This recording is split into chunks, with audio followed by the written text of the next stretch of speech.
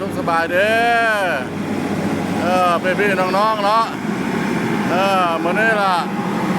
ทางพ่อบ้านพาล้อเราพาท่านผู้ชมมาเบิ่ง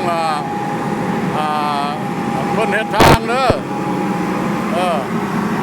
เพิ่นเฮ็ดทางตั้งแต่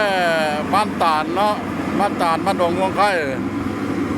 บ้านตาลบ้านดงม่วงไข่แล้วเพิ่นสิเฮ็ดไปซอดใส่บ้านกระบุดเสียงแหวนผ้าบ้านตาลบ้านเล่าหัวงัวบ้านพี่ช่างรับไปเพิ่นล่ะเพิ่นกำลังพัฒนาเพิ่นเฮ็ดทางดำเด้อทางลงยางเพิ่นสิลงยางอันนี้ล่ะอยู่ตัวหน้าเรือนเบ้าแปลงมานานี่ล่ะมายืนมายามเพิ่นก็เลยเห็นพวกเพิ่นเฮ็ดทาง